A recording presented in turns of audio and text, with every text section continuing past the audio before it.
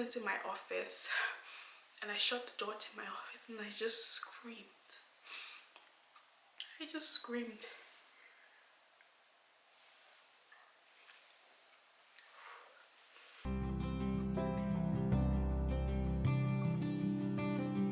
Hi guys, welcome to my channel. I would like to say welcome back, but I've been gone since 2021 and the year is 2024. I'm recording this video today and I'm not even sure that I'm going to post it because it's such a fragile, sensitive video.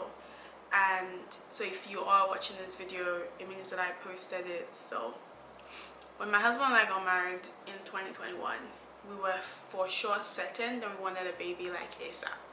We were so certain that we actually started trying a month before we got married, because I didn't mind being pregnant on my wedding day. In fact, I thought that was going to be fantastic, and then we're just going to go on to have children. And yeah, so I guess if you follow me on Instagram, then you know things didn't happen that way. When we started trying, you know, my best friend also started trying as well. So this was going to be something fun and exciting for the both of us. We were going to have children together at the same age. Our children were going to be age mates and best friends, and it was going to be awesome. 3 months into trying to have a baby, my best friend got pregnant. I wasn't upset. I was so happy because I thought, you know what, it's going to be my turn soon. I'm going to get married, or I'm going to have a baby ASAP. And 6 months down the line, I still wasn't pregnant. And I was, you know, trying every single month. So this wasn't a thing whereby, you know, I had regular cycles, regular periods. So I knew my body really well. So it was kind of weird, you know. I grew up in a family, we were 4 girls in the family. My mom has 5 children. So my mom is, you know, extra fertile. My 2 sisters got pregnant like this. So it's a very like fertile family. So I just thought we're fertile women, you know. So 6 months, I was kind of worried, but I didn't, you know, stress too hard. I went to see a doctor, and the doctor had told me that it had nothing to worry about. I was young, I was not even up to 30 at the time. And so I had all this time in the world, you know, like my cycles were regular, my period was regular. So the doctor was like, you know, there's nothing to really worry about. A couple of months down the line, I'm like, okay, I'm still not getting pregnant, right? What is going on? So this time around, I advocated for myself. I pushed for tests. And when I did a test, I did an ultrasound, a couple of tests, and then they found out that I had cyst on my ovaries, and the one on my right ovary was particularly big. So the cyst led us to do like an MRI scan. We had to do a CT scan as well, just to make sure like they weren't cancerous. Did some blood work just to make sure it wasn't cancer. Doing the blood work, we found out that, you know, everything was good. It wasn't cancer. It was something called a dermoid cyst, and you can Google it. But it's a very nasty thing. Essentially, it's teeth, skin, and nails, and it's something that you're born with. So by the time you were in your mother's womb and then you came out, some of the teeth, skin, nails like didn't kind of form, didn't develop into something, and so they just form like a ball inside of you. And so I've had this on my ovaries since I was born. The doctor said it wasn't really an issue. You know, people do get pregnant with dermoid cysts, and it wasn't anything to worry about. But she was like, the size of the cyst is a bit concerning for her. So she referred me to a surgical gynecologist. Now, the surgical gynecologist was going to take out the cyst from me because they thought it was too big. And so the fear was that the cyst was going to rupture. While speaking to the surgical gynae and being on the wait list, if you know anything about the Canadian healthcare system, especially in British Columbia, the wait list for everything is like so long. And so like I was on this wait list for a surgery. They told me this was going to be about 3 months wait list, so I thought, okay, that's fine. It wasn't up until like over like almost 2 years of waiting for the surgery, and I'll get to that later. We also did an HSG. So an HSG test is to find out if your fallopian tubes are blocked or if they're open. We did the HSG. Now, if you've ever done an HSG, that is one of the most painful things that you can do. It is extremely painful. I was by myself. I literally was screaming when they passed the dye into my fallopian tube. Anyways, we did the HSG. Turns out my right fallopian tube was blocked. Now, it wasn't that big of a deal because my left fallopian tube was open, it was working, so there was still a chance that I could get pregnant. Lots of women have gotten pregnant with just one fallopian tube, so it wasn't that big of a deal. Like, everyone just said it was fine. My doctor told me that I should not be trying to have a baby while I have the cyst. Like, she changed her mind all of a sudden that I shouldn't try to have a baby while I had a cyst, but I didn't care. I was like, I'm going to try. I'm going to do whatever it is that I can possibly do to get pregnant. With the 1 year mark of trying to conceive and still nothing, my husband had done tests as well, and he was fine. So it seemed like, and you would know this with fertility, like, if the man has done everything and it's not working, it's the woman. And so, like, at that point, at the 1 year mark, I literally said to God, I was like, don't do this to me, God. Don't do this to me. Because I have a very, like, good relationship with God, and I'm a Christian.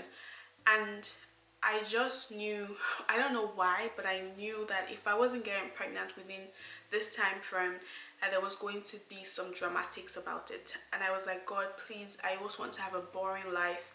I don't want to be a minister. I just want to get pregnant like everybody that wants a baby and move on. 1 year passed, still nothing.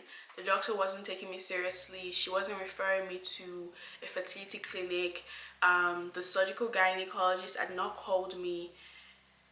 It was such a long thing. So 18 months passed. We moved from Vancouver to Toronto, and the healthcare system is slightly better in Toronto in terms of I didn't need a referral for fertility clinic, so I could just refer myself. So I went for my consultation at the fertility clinic. They redid all my tests, so all the blood work I did. They did the general fertility workup, which is kind of like, you know, checking your ovaries, checking your fallopian tube. So I had to do that nasty HSG again. Checking my fallopian tube, we checked my FSH, my AMH, and so I didn't see the doctor for a while. I was just going, and when you're doing this test, you just can't do it all in one day, because there are tests that you do on day 1 of your cycle, day 3 of your cycle, day 7 of your cycle, day 10 of your cycle. And I lived 40 minutes away from the hospital, about 40 to 45 minutes. So we would wake up, my husband and I would wake up super early, make the drive out around like 7 a.m. to the fertility clinic to do this blood work. While I was doing the blood work, they said, okay, let us also do something called cycle monitoring. Cycle monitoring is when on your first day of your cycle, you call them, and then they start to check your ovaries to see if there's sort of follicles. Follicles develop into eggs. Essentially, for you to have a baby, you need to have one follicle develop and mature. When that follicle matures, which is about 1.7 to 1.8, that is when, like, you know, it kind of goes through the uterus, and you and your husband can have sex and you can have a baby. So we did the whole follicle, pretty much cycle monitoring. They told me, you know, they were measuring my follicle. They said one follicle is maturing, you know, it's at 1.7. So the doctor told me, well, the nurse said to me, go and have sex. And this day, you know, it gave me a couple of days to have sex. I think it was about two days to have sex. And, like, you know, this should be it, because at this point we can see that you have an egg that is maturing. This egg is going to go down to your uterus. If sperm meets this egg, you're going to have a baby. So we did the cycle monitoring. I got home, you know, I'm on with my husband. I'm like, listen, they said we should do it, like, you know, once or twice is fine. I'm like, listen, we're gonna go all out. You know, even to the point where, like, my husband was kind of like tired of the sex, and I was like, listen, Oga, you're gonna have to show up. And so we did that, and we had to wait for 2 weeks to see if I was pregnant. So those 2 weeks, I was like, God, this is it, you know, this is going to work. I wasn't pregnant. I found out I wasn't pregnant. I was devastated, and I was like, okay, something is wrong. They've already said that, you know, the sperm is going to meet the egg. Like, something is wrong. Then we had to see the doctor. So I did all those tests. I didn't actually see the doctor. So the doctor, which at this point now I've gone from a regular doctor to an OBGYN gynecologist, and now I'm with someone called a reproductive endocrinologist, which is, that person's main job is to get you pregnant. So, like, figure out why you're not getting pregnant and get you pregnant.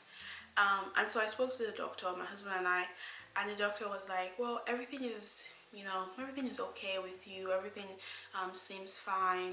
You do have that cyst on your ovary. And at this point, it was almost 2 years of discovering the cyst. The cyst on my right ovary had now engulfed the entire ovary, that they actually could not even see my ovary anymore. But my left ovary was still fine. It had cysts, but they were just a little bit.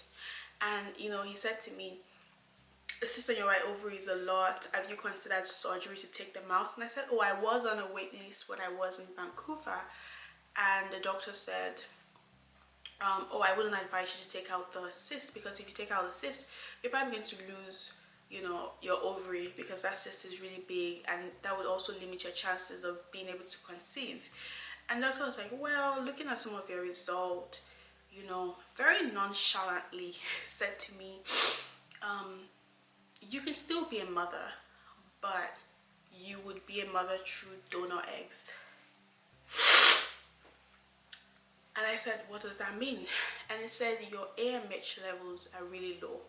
Now, AMH is a test that measures your reserve. Essentially tells you how much, not necessarily number of eggs, but if the number of eggs you have is high, medium, or low.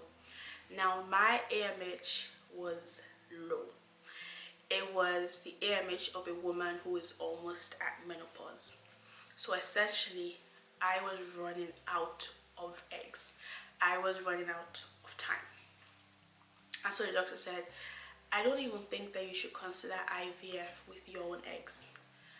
Because there's kind of no point to it. It would be a waste of money, because IVF is really expensive. But with donor eggs, you would be a great candidate for donor eggs. And I was sobbing. I couldn't even ask any question. I was shaking when he said that to me. I was shaking, and then my husband was the one asking questions because I couldn't speak. And I got off the phone with my husband, and he was trying to comfort me, and I said, oh, I was fine. And then I went into my office, and I shut the door to my office, and I just screamed.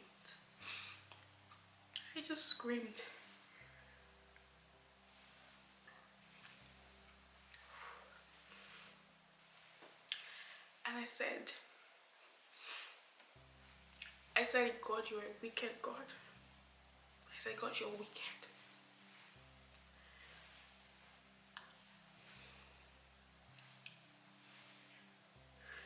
How can you do this to me?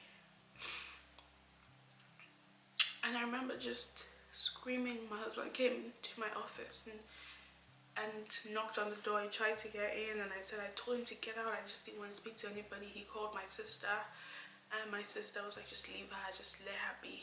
And so after that happened, I was pretty much in a funk.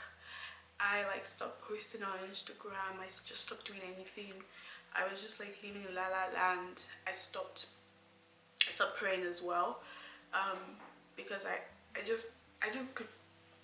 Whenever I thought of having children, I didn't even know anything like donor eggs existed. That's how ignorant I was. And so I was very angry at God. I was extremely angry at God. I called my sister. I spoke to my sister. My sister's got 2 kids, my older sister. And I spoke to my sister, and she's comforting me, and she's crying. She said, you can have my eggs. She said, you can have my eggs. I will give you my eggs. And I didn't really care about that. Months went by, and my sister, I don't even think it was months went by, maybe a couple of weeks later, my sister was like, I went to get my own AMH tested, and she's had 2 kids, and she had a good reserve. Our number was high, and so she was like, so I can give you my eggs. I want to give you my eggs. And so it was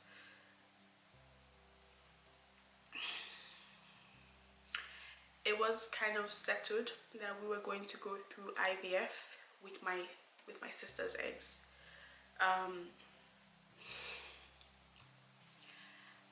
Months went by, and I decided to get a second opinion. I got a second opinion with another doctor, and that doctor said, you do have a chance to get pregnant with your own eggs, but it's a very slim chance. And we can do IVF. It's going to be very aggressive. She said all those things that we were going to do, and it was going to cost me about $60,000. Now, I don't have $60,000 cash just sitting down somewhere. I don't. Even my credit card limit is not even up to $60,000. So it kind of felt like I didn't know what to do, because even doing that was not a guarantee that we were going to get pregnant. We got a third opinion. The doctor was so dismissive. It was like the first doctor that was pretty much just kind of like, why are we wasting time having this conversation? Like, he asked me if I was going to go with a random donor or if I knew somebody, and I told him my sister, and he was just like, great. It was kind of like, everybody was kind of like, it's a no-brainer. The third doctor was like, it's a no-brainer.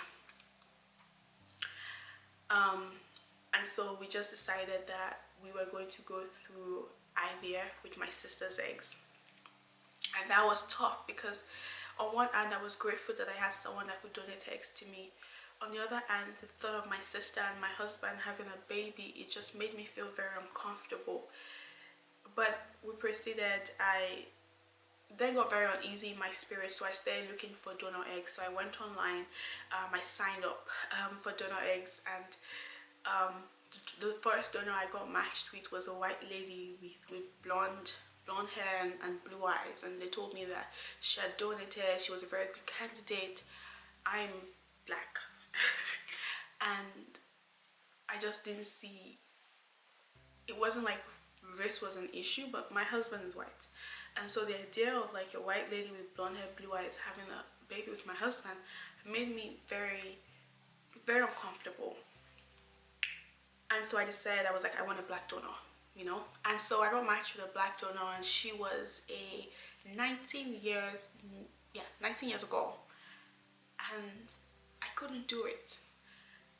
One, if I'm being completely honest with you, it was about 10,000 USD to buy these eggs. I just could not pay 10,000 USD at the time. And two, I thought I was taking, this is going to be tough, because I'm not trying to take away from donor egg situation, but I didn't think a 19-year-old knew what she was doing. I certainly did not know what I was doing at 19.